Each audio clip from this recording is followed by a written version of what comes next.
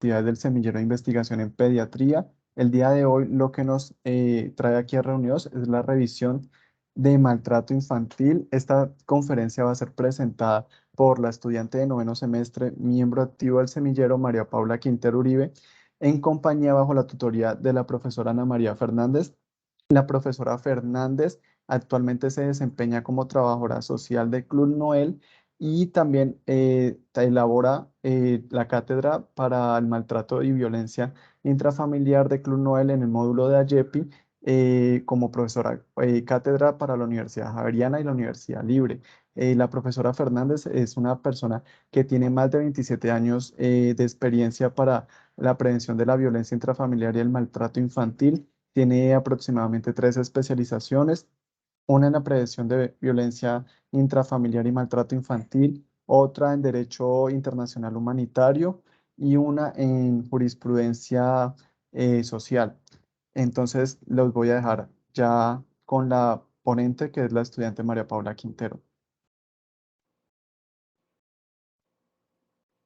Bueno, buenas noches. Entonces, el día de hoy, como mencionaba Nicolás, vamos a hablar entonces de la revisión de maltrato infantil. ¿Por qué escoger este tema? Bueno, inicialmente vamos a tener que el maltrato infantil va a ser de gran importancia y vamos a tenerlo muy presente en todo el campo clínico. Por lo que el abordaje de esta charla va a tener como objetivo hacer un camino en donde podamos ver la aplicabilidad y la importancia de este. Inicialmente vamos a hablar un poco de la definición, la epidemiología, los tipos de maltrato infantil que van a ser cruciales para identificarlos, la identificación como tal, las consecuencias y los factores de riesgo. Finalmente, pues vamos a tener un pequeño caso clínico que pues es un caso clínico de la vida real que nos tocó en la rotación del semestre pasado y que pues va a permitir que veamos la importancia como tal de este. Entonces, vamos a tener que la definición como tal de maltrato infantil va a estar determinada por la OMS y se va a tratar de maltrato infantil todo lo que sea un abuso o desatención a los menores de 18 años. ¿Qué vamos a entender por abuso o por desatención? Pues vamos a encontrar entonces lo que va a ser un maltrato físico o psicológico, un abuso sexual, un proceso de desatención o de negligencia y también lo que va a ser una explotación comercial. Vamos a tener que, como tal, estos tipos de maltrato van a tener en general o en común que van a generar un daño a la salud del individuo y de la dignidad del niño. Recordemos que estamos hablando de individuos que van a estar en un proceso de desarrollo, entonces estos diferentes tipos de maltrato van a poner en riesgo tanto la supervivencia como el desarrollo y el establecimiento de relaciones a futuro. Vamos a tener que hay unas consideraciones importantes y es que en 1989 las Naciones Unidas declararon que el Estado va a ser el prestador y el encargado de velar por la protección de los niños. Esto a partir pues de los derechos humanos de niños, niñas y adolescentes, y esto es importante porque todos como prestadores de salud vamos a estar en el papel de procurar vigilar y luchar porque pues estos derechos estén siendo respetados. El maltrato infantil, pues como les mencionaba previamente, van a tener repercusiones a todos los niveles del individuo como tal y es por eso que va a tener un gran impacto a nivel de toda la práctica clínica y pues académica que nosotros podemos tener desde el ámbito de la salud. La epidemiología es lo que le va a dar la principal importancia a todo este problema. Entonces, a partir de los datos recogidos en el 2020 en el Instituto Nacional de Medicina Legal, encontramos que 60 niños fueron asesinados durante el 2020. Estos niños normales pues, se encontraban entre los 0 y los 11 años.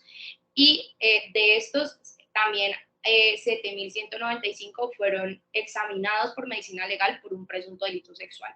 Como nos damos cuenta, pues es una cifra bastante alarmante, en donde adicionalmente 2.317 fueron asociados a lesiones por violencia intrafamiliar y 456 casos por violencia interpersonal. Entonces, vamos a ver que pues estas cifras van a darnos a conocer que debemos saber y debemos estar en la capacidad de poder atender un caso o identificar un caso de una violencia un maltrato infantil, porque realmente es mucho más común de lo que nosotros creemos. Y normalmente dentro de la práctica clínica tenemos que tener algo en claro y es que según el ICBF en el 2013, los perpetradores principales que han sido reconocidos van a ser los que van a estar dentro del círculo más cercano del niño.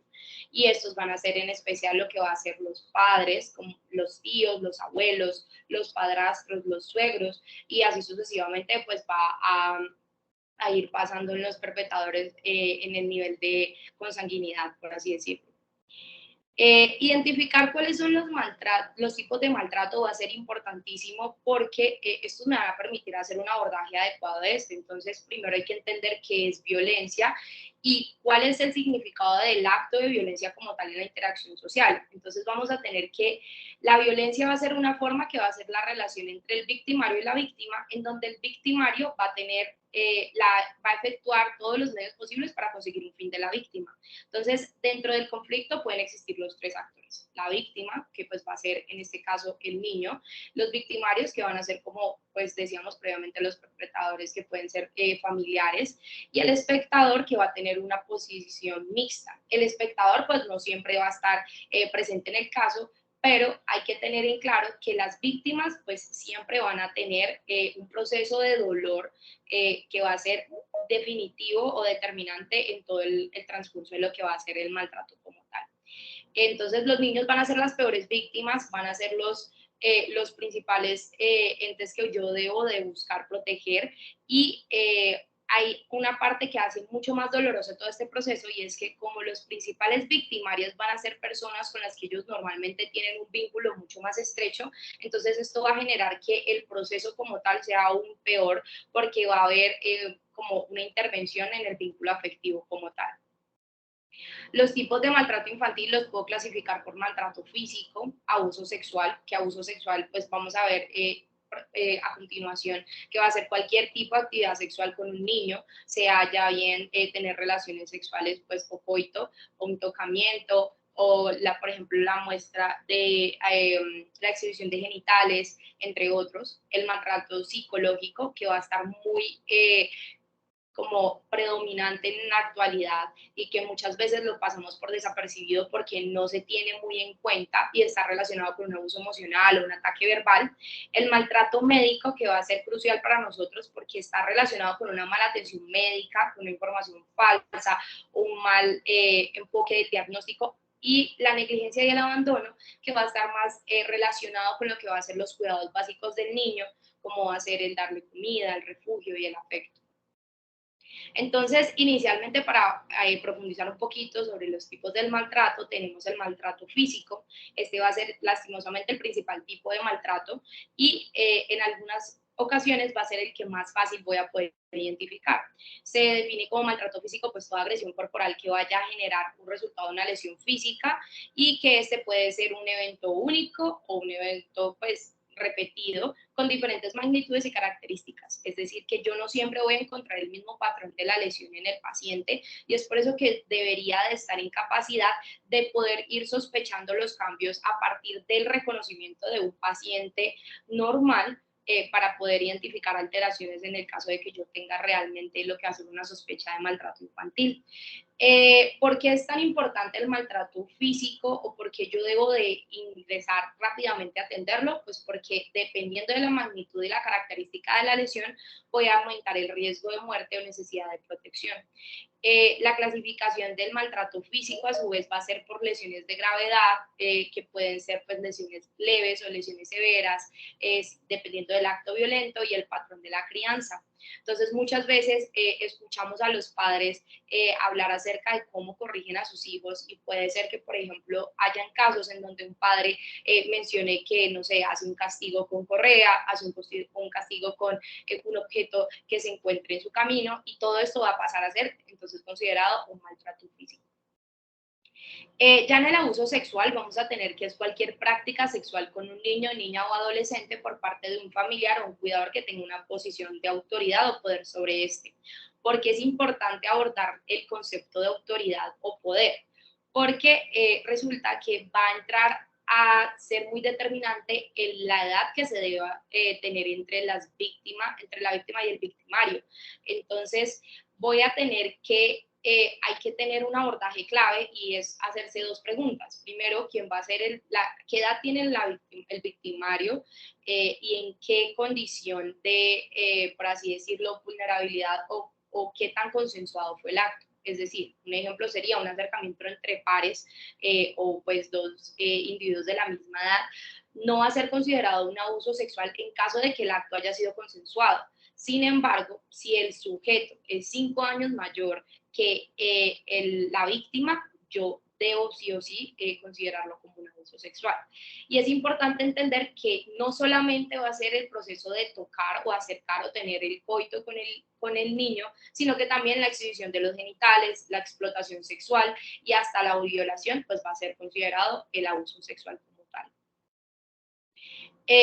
Hay un prototipo que ha sido estudiado acerca de cuál va a ser un prototipo del abusador sexual. Sin embargo, es importante entender que no hay un tipo único de prototipo que pues, yo pueda estandarizar. ¿Por qué? Pues por lo que decíamos de que los principales perpetradores van a ser los miembros familiares y pues estos pueden ser muy variables. Sin embargo, lo que sí se ha podido encontrar es que el 90% de los casos van a ser varones, el 70% va a ser mayores de 35 años y en el 75% no van a presentar antecedentes penales o de relación con el abuso sexual.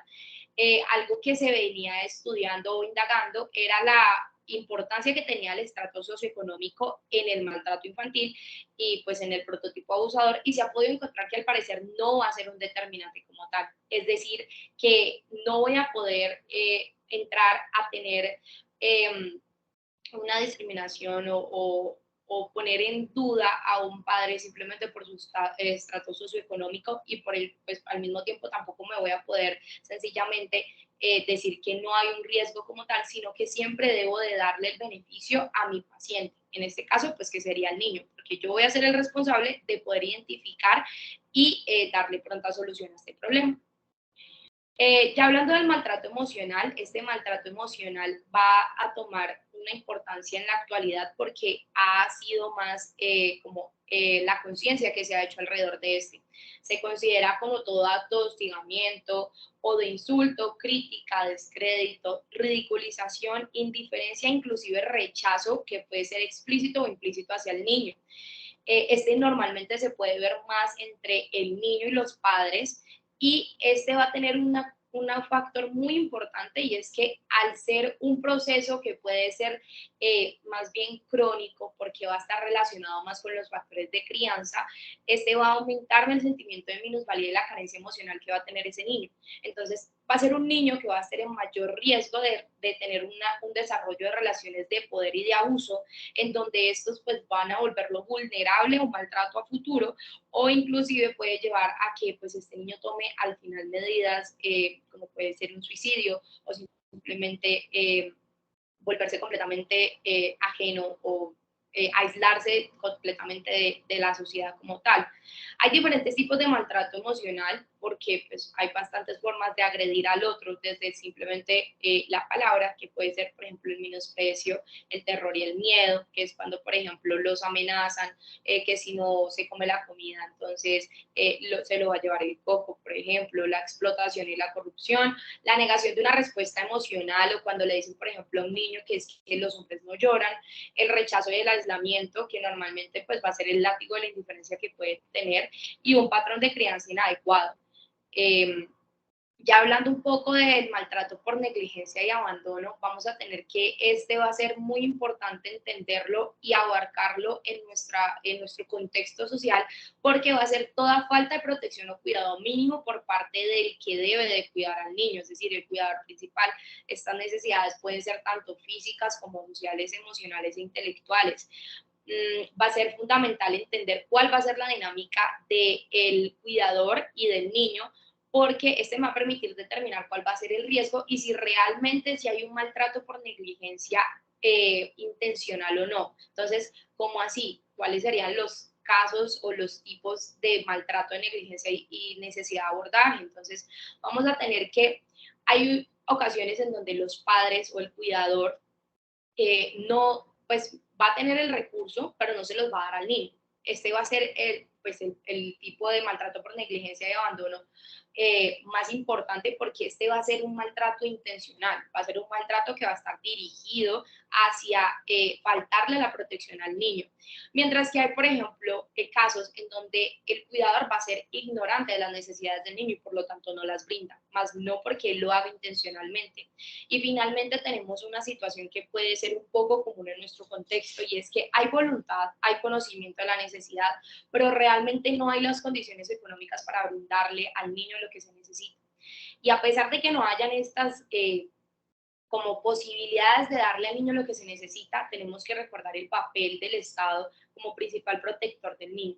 Esto no significa que entre el Estado a quitar al niño, por ejemplo, el cuidador, sino que se debe buscar también medidas que ayuden a promover y a disminuir, o mejor dicho, erradicar este maltrato por negligencia y abandono. Entonces, ¿cómo hago yo para identificar el maltrato infantil? Pues esta va a ser la guía del niño maltratado a IEPI, que nos va a dar el Ministerio de la Protección Social, pues el Ministerio de Salud, y que vamos a tener que lo primordial va a ser mi acercamiento con el paciente. Entonces yo me acerco al paciente, hago toda la historia clínica, hago la exploración mediante el examen físico, mediante la inspección, y a partir del establecimiento de una buena relación con mi niño voy a empezar a observar diferentes como patrones que me puedan dar indicios o prender alarmas de que pueda haber un maltrato infantil. Como sabemos, en pediatría es muy importante hacer una buena conexión con el paciente.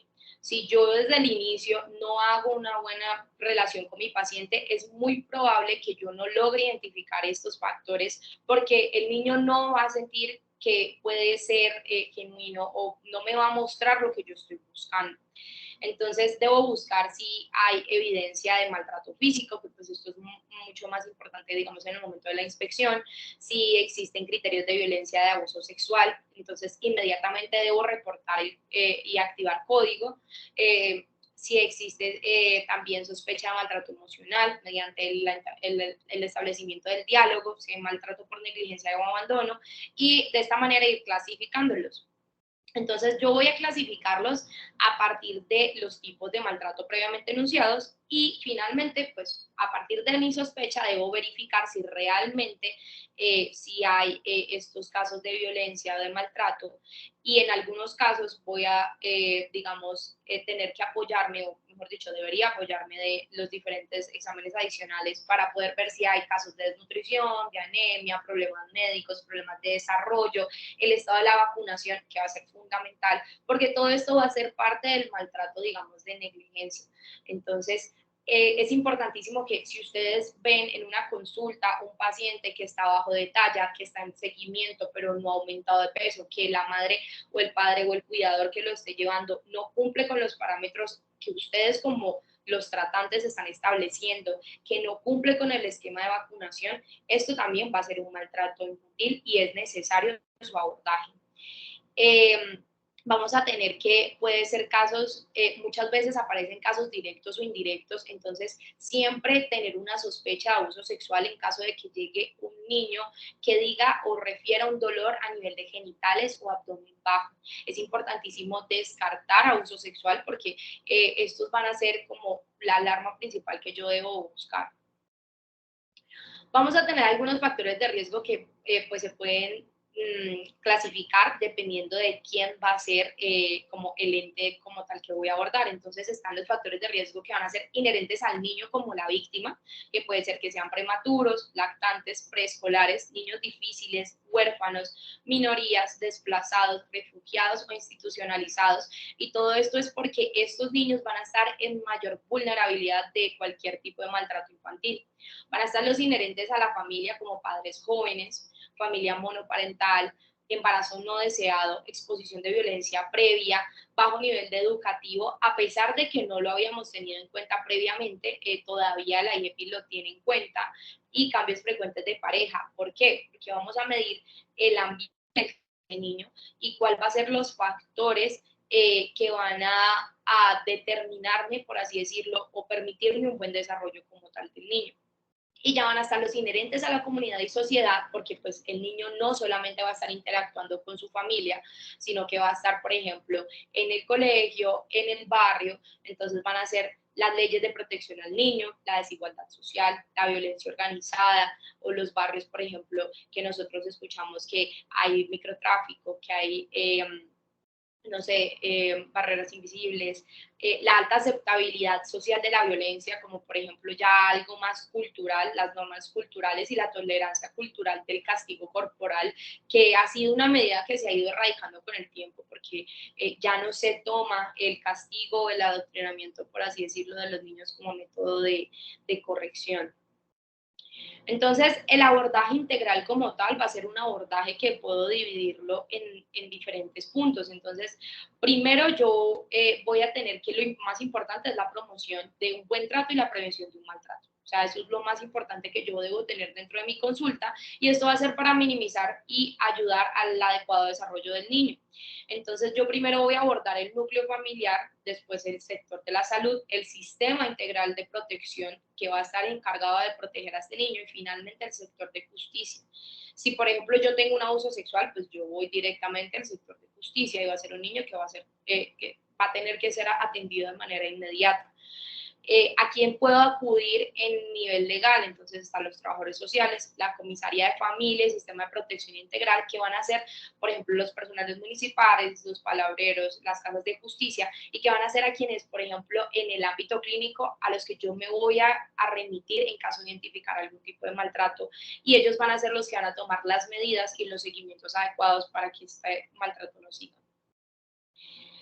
¿Cuáles son las consecuencias como tal del maltrato infantil? Pues son múltiples, por lo que ya hemos dicho de la importancia que va a tener como tal, pero las más importantes que debemos resaltar va a ser que el niño al intentar o el estar en el momento del desarrollo crucial de su interacción con otros, va a ser un niño que va a tener un comportamiento o un desarrollo anormal de su interacción con los otros. Entonces puede ser que esté sujeto a aislamiento y cambios en la forma de interactuar con otros, va a tener una reducción del rendimiento escolar y las aspiraciones en la vida. Entonces hay que tener mucho cuidado con los niños que dicen que no quieren ir al colegio, que les está yendo mal, que por más de que les hacen monitoría no mejoran, hay falta de confianza en sí mismos, hay sentimientos de minusvalía, de aparición de problemas psiquiátricos, hay aumento de conductas delincuenciales o tendencias a el robo de dineros, el robo de alimentos, el meterse en riñas, e inclusive podemos llegar a intentos de suicidio o actitudes autolesivas que cada vez son mucho más frecuentes en niños y que tenemos que estar muy pendientes porque estos van a ser pues ya, por así decirlo, consecuencias un poco tardías y que van a ser de difícil manejo. Bueno, entonces a partir de todo lo explicado, la idea es que vamos a poner en discusión, por así decirlo, un caso clínico muy interesante que sucedió. Claramente, pues este se modificó pues por fines de preservar la privacidad del paciente y pues el uso es completamente con fines académicos. Entonces el caso es de una paciente femenina de 7 años de edad, quien acude a consulta porque la niña estaba hinchada y le dolían los ojos. Es una niña que entra inicialmente por consulta externa a seguimiento rutinario y que en el momento de la inspección inicial por su médica tratante se da cuenta de que está demasiado edematizada, que realmente sí presenta dolor en la palpación, inclusive superficial de sus ojos y de sus extremidades que también estaban edematizadas, y deciden remitirla con urgencia al servicio pues, de urgencias como tal. Entonces es una escolar de 7 años quien ingresa al servicio de urgencias en compañía de la madre con un cuadro consistente en anasarca con predominio a nivel facial y extremidades. Asociado al edema va a presentar dolor con, pues, a la palpación y sin la palpación, y la madre va a referir que tiene un antecedente de síndrome nefrótico diagnosticado en el 2019. Este caso ocurrió en el 2022, el cual pues se encontraba en un momento en estudio por aparente corticoresistencia. Entonces, en el momento del abordaje de esta niña, ¿qué fue lo más importante que pues, se tiene que tener en cuenta? Entonces, vamos a tener que la importancia de abordar a la niña o de acercarse a la niña y conocer un poco acerca de cómo fue la historia de su enfermedad, con quiénes vive y cuál es la causa de por qué llegó a ese estado, va a ser entonces empezar a entablar una relación con ella. Inicialmente tenemos unos padres que pues la madre es estudiante de auxiliar de enfermería, el padre es conductor y tiene 3 hermanos mayores, uno de 19, uno de 13 y uno de 9 años. Ella refería en todo momento que pues el más cercano era de los 9 años, sin embargo la de 19 y el de 13 era quien realizaba el cuidado como tal de la paciente. Residían afuera de la ciudad, pero actualmente se encontraban mudándose cerca a Cali, y esto es importante porque va a ubicarme un poco en cuál va a ser el contexto psicosocial de mi paciente.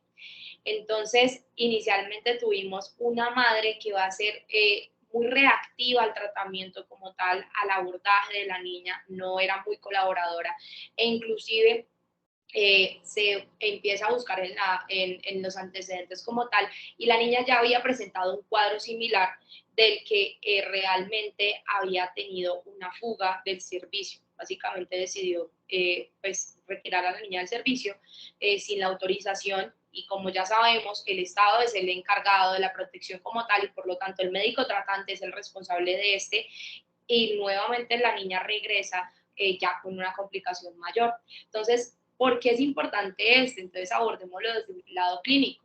La corticoresistencia en el síndrome nefrótico va a ser cuando pues, va a tener una resistencia a los corticoides y a la terapia alternativa. En este caso, lo importante, lo primordial es tener el uso de un antiproteinúrico, un hipolipemiante y un antiagregante. Y este va a ser un niño que tiene que estar en total seguimiento de su función renal. En el momento la niña estaba recibiendo un corticoide, una ciclofosfamida y un tacrolimus. Entonces, aquí vamos a tener el primer tipo de maltrato infantil que vamos a identificar, que va a ser negligencia de abandono. ¿Cuál va a ser la explicación de este? Resulta que en el momento de indagar un poco acerca del tratamiento de la niña, los padres habían decidido como suspender el tratamiento porque consideraban que la niña no estaba enferma. Entonces comenzaron a acudir a donde un brujo, un curandero, el cual les dijo que la niña tenía un mal de ojo, y le empezaron a dar tratamiento para el mal de ojo. Entonces, vamos a tener que ya aquí, a pesar de conocer la condición y lo crítico que era el estado de salud de la niña, pues hay una postura familiar de rechazo hacia la enfermedad, de rechazo hacia el tratamiento y de falta de adherencia al seguimiento. Además, adicional a este, encontramos que realmente la niña no asistía pues, a controles desde hace 6 meses aproximadamente, por lo tanto no había estado recibiendo el medicamento por ese mismo tipo de tiempo. Entonces hay que tener cuidado porque estos van a ser medicamentos que al usarlos también voy a tener que medir unos efectos adversos a los que la niña podía estar sometida, pero que realmente me van a permitir era mejorar en cambio pues la condición como tal de esta. Vamos a tener que adicional a todo esto, entonces inicialmente la madre, que era muy ajena al tratamiento, al abordaje, pues fue realmente difícil de tratar. A la niña finalmente se le tiene que hacer, pues se la hospitaliza y se le inicia tratamientos invasivos. Además se encuentra que tenía un compromiso por un citomegalovirus a nivel ocular, entonces él inicia tratamiento para este está asociado con que ella estaba en un mal estado inmunológico, estaba anémica, tenía las plaquetas inclusive bajas, tenía leucopenia, y cuando ya se hace la hospitalización de la niña, la madre comienza a tener unas conductas que entonces son importantísimas de identificar. Ella, como mencionábamos previamente, pues era asistente auxiliar de enfermería y debía de trabajar. Normalmente dejaba el cuidado de la hermanita a la niña, pero la hermana era también menor de edad, y la niña refería que casi no le prestaba atención en el momento del cuidado. También, por ejemplo, había momentos en donde la niña era dejada sola durante la hospitalización, y pues estas son cosas que realmente uno tiene que ir identificando como médico tratante, porque es una niña de 7 años que está dejada sola en el servicio, que va a estar sin cuidado, supervisión, que debe tomarse la medicación sola, porque realmente tomaba la medicación sola. Y fue muy bonito ver el abordaje desde trabajo social, porque al ser un caso tan complicado y en donde no se tenía mucha información, porque todo lo que pues estoy relatando fue sacado poco a poco mediante el trabajo con trabajo social y la parte médica, entonces se hace un abordaje a partir de la técnica del juego. Era una niña supremamente eh, madura para la edad, digamos, tenía la capacidad de entablar una conversación muy fácilmente una vez se le hacía el estrechamiento de vínculo y le encantaba jugar. Entonces se decide hacer una técnica del juego para ir sacando la información al respecto. ¿Qué se encuentra? Que la paciente refiere que vive en una vivienda pequeña, que comparte cuarto con sus hermanos, ella duerme en la cama, los dos hermanos en el camarote, que le gusta jugar y pintar, pero que en el momento de la consulta ella estaba triste porque no podía hacerlo como normalmente lo hacía en su casa. Adicionalmente tenía unos hábitos bastante preocupantes porque su desayuno, por ejemplo, era café con pan. Y en el almuerzo realmente no mencionaba muy bien qué era lo que se alimentaba. El estado nutricional de la niña realmente estaba un poco sesgado porque estaba demasiado dematizada. Sin embargo, pues inicialmente tenemos que esta niña tenía contraindicado el consumo de café y de pan, en especial pues porque en el hospital uno no debe de ingresar alimentos por fuera de lo regular, y la madre y el padre insistían en llevarle comida escondidas, por lo que la niña realmente se demoró muchísimo tiempo en dar una recuperación. El colegio, ella ingresa a grado primero de primaria, fue solamente un mes, pero no pudo continuar por la gravedad de su enfermedad, entonces esto también la ponía muy triste porque decía que pues realmente ella pues quería asistir a su colegio, quería estar con normalidad y realmente no podía. Y pues decía que contaba con una buena relación con sus hermanos, que su hermana mayor era quien la cuidaba.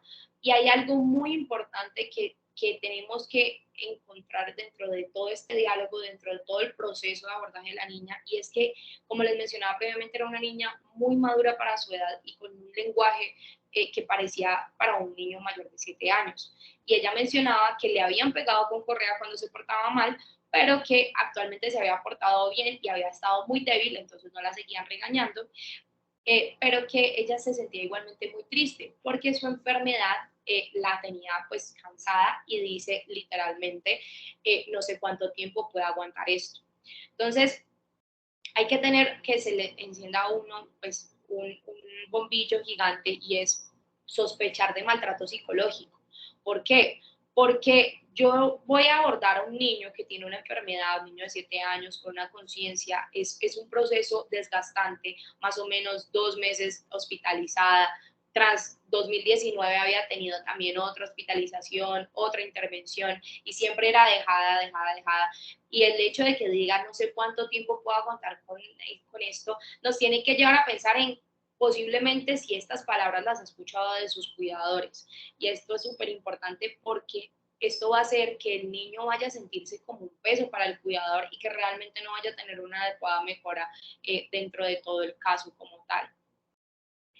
Pues finalmente la niña pues siguió en tratamiento, se le diagnostica finalmente que sí era corticoresistente, se inicia el tratamiento, se mejora del citomegalovirus que tenía y pues fue reportada y en seguimiento pues por comisaría de familia.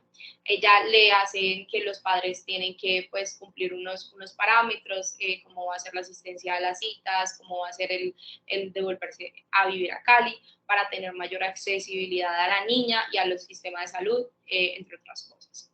Entonces, a partir de todo lo que hemos charlado hasta el momento, ¿cuáles son las conclusiones que me parece súper importante llevar a casa y que no se vaya a olvidar? Es que, primero, el maltrato infantil va a ser un hecho que va a suceder con muy alta frecuencia y que puede presentarse en diferentes escenarios de la vida. O sea, no solamente nos podemos quedar con que el maltrato infantil va a ser maltrato físico y que yo voy a poder verlo a simple vista o que va a ser muy fácil de identificar en el momento de la consulta. Realmente la facilidad de este va a estar relacionado con qué tanto se llegue a interactuar con el paciente y qué tanto vínculo yo logre tener y darle importancia a lo que realmente está sucediéndole a mi paciente como tal. Otra cosa es que los niños van a ser una población extremadamente vulnerable, que solamente deberían de merecer amor y cuidado. Entonces, vamos a tener que entrar un poco a la parte de dejar de ser tan clínicos o tan quirúrgicos y empezar un poquito también esa puricultura de enseñar la parentalidad. Por eso es tan importante tener este tipo de charlas en donde tengamos el reconocimiento y el abordaje de los padres hacia lo que va a ser apostar por una mejor educación y una mejor como crianza, porque la crianza no debe de ser vista como una medida estricta, sino que debe de ser como promotora de una sana infancia, en donde el niño pueda crecer a partir del amor y de la corrección adecuada de sus padres. Y también que los principales victimarios hay que tener muy en claro que pueden ser o suelen ser miembros principalmente del círculo directo de la víctima. ¿Y esto por qué es? Pues porque toma gran importancia, porque muchas veces nosotros no vamos a sospechar de ese cuidador que lo lleva al servicio, porque lo está llevando al servicio. Y pueda que sea un acto equivocado. Es importantísimo que se llegue a que el niño va a ser la prioridad y mientras que eso no sea resuelto, toda persona a su alrededor va a ser un sospechoso o pues, un posible victimario como tal. Y que a mayor estrechez tenga el niño con el victimario, su lazo como emocional, mayor va a ser la repercusión a futuro de este niño, mayor compromiso va a tener de desarrollo psicosocial e importancia y mayor pues debería de ser entonces el abordaje que le deba dar en seguimiento como tal.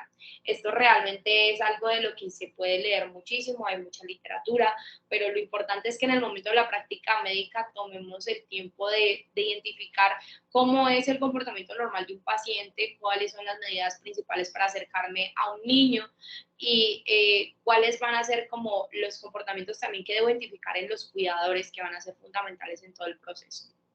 Muchas gracias.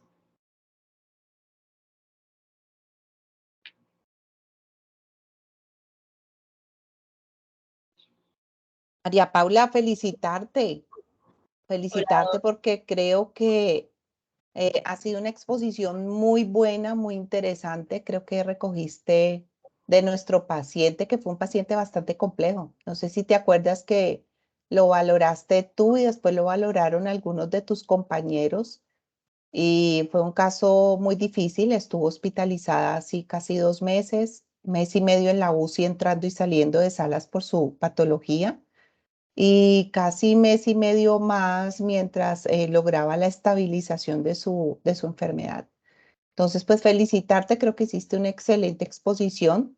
Diste a conocer a todos los asistentes a esta sesión sobre la importancia de que no solamente veamos al paciente como ese paciente de la consulta, en donde yo lo miro, le reviso por sistemas, le doy un plan y le doy un egreso, sino que también miro esa parte humana, esa parte importante de nuestro paciente que viene con una carga emocional, familiar, en donde tiene unos factores de riesgo y que a pesar de mis múltiples ocupaciones como profesional de la salud, si no me enfoco bien en lo que mi paciente necesita, pues no lo voy a poder ayudar.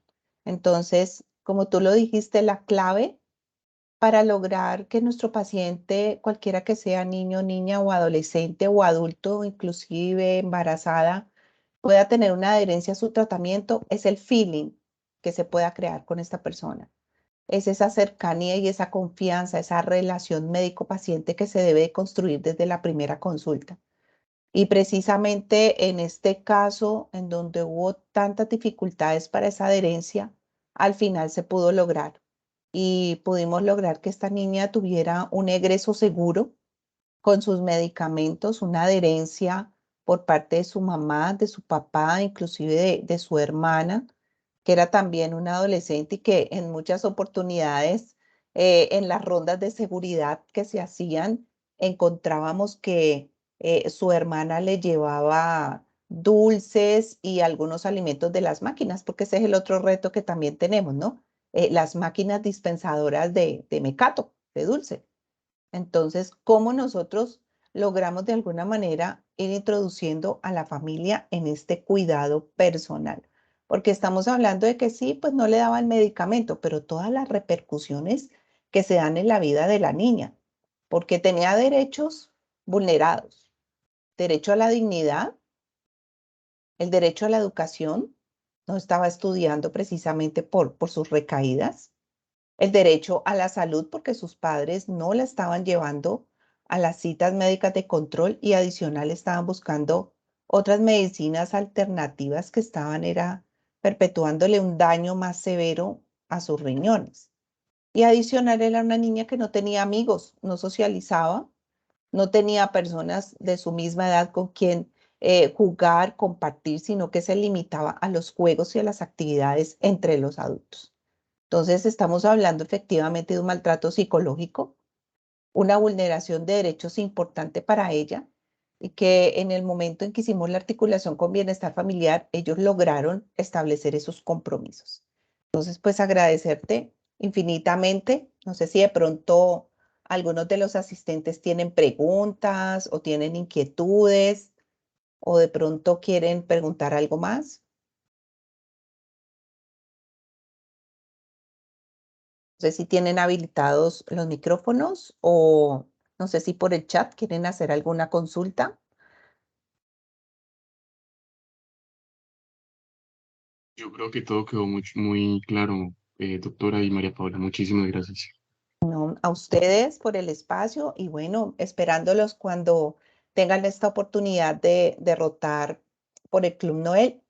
Estaré haciéndoles un acompañamiento. Realmente es una experiencia diferente, porque es lograr eh, unir la entrevista clínica con la entrevista social. O sea, es algo que tiene que ir de la mano, porque asimismo vamos a poder lograr esa adherencia que nuestro paciente necesita a su cuidado personal. Entonces, para los que aún no han pasado por las rotaciones en pediatría, pues invitarlos y motivarlos. Este semillero ha sido maravilloso. Creo que vamos a construir también otro pedacito de, digámoslo así, como de lo que significa el maltrato.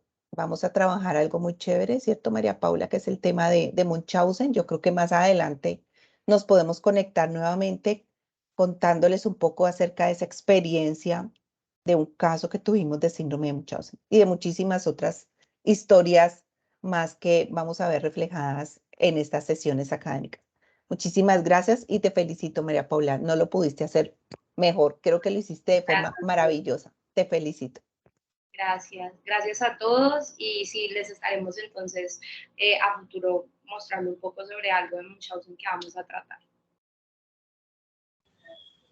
Listo, muchas gracias, María, y muchas